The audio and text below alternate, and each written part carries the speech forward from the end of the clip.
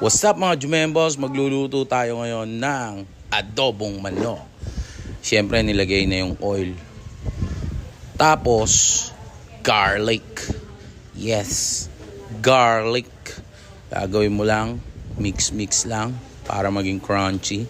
Siyempre sasabay mo na yung asawa niya, yung sibuyas. Mix lang ulit. Alam mo na yan, kahit grade 2 kaya yan. Tapos ginger pare, para tanggal talaga ang lansa. At yung mga aromatics lumabas. Tapos lalagyan pa natin ng dahon yan, tol. Ayan na, dahon ng laurel para mabango. Ayan, gigisa-gisa mo lang. Pag medyo brown na siya, pwede na. Lagay mo na yung manok. Okay. Yung iba hindi na ginaganyan yung manok, diretso na. Pero gusto ko kasi medyo maano yung balat medyo sunog-sunog. Lagyan ko na rin ng konting patis. Pwede namang asin. Pero mas strip ko lang yung lasa ng patis. So, lagyan mo na rin ng paminta. Again, pwedeng asin at paminta. Gusto ko lang ng patis, mga boss. Okay. Tapos ihahalo mo lang. Baligtarin mo pag may oras ka. Ayan. Pag nabaligtad mo na yan, hayaan mo lang. Mahirap lutuin to.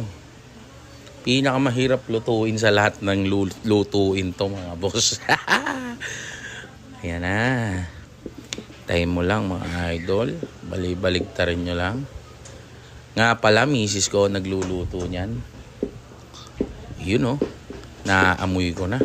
Tapos saka mo lalagay yung toyo, pang kulay. Okay. Lagyan mo ng konting tubig para hindi agad ma-drain. Pero i-drain ko rin yan kasi ang gusto ko sa adobo, mga boss, ay yung drain. Lalagyan mo ng magic potion. Alam mo na kung para saan yan. Pampasarap. Magic buhangin. Yan. Ahayaan mo lang siyang kumulo hanggang pumasok ang sabaw. Okay, after 5 minutes, camera magic, ayan na. Nalaglag pa yung laurel. Ayan. Kung mapapansin nyo, kulay black na medyo may pagka-brown na yung chicken, pumasok na. O ayan. Ngayon, lalagyan mo ng vinegar at wag mong hahaluin.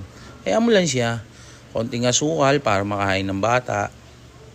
Pero kung ako lang kakain, sili ang ilalagay ko. Pero dahil may mga kids tayo, sugar lang. And then hayaan mo lang, kung mapapansin nyo, nagmamantika na siya. Yan ang ating goal. Okay? Ayun. 5 minutes natin, 5 minutes magic. Kung mapapansin nyo, parang mantika na yung sabaw. Yan ang masarap sa adobo, mga boss. Okay. Yan yung mga tinatawag nating hindi pang bentang adobo. Yung mga pang PSG, pang sariling adobo. Okay? Yan, pag medyo mantika na siya, yan, masarap na yan. Kahit isang kutsara lang yan, pasok na sa aning lamig yan. Okay? Medyo tinakpan natin ng konti pa para magmantika pa siya ng husto.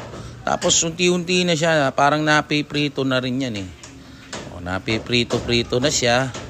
At yun, tapos na.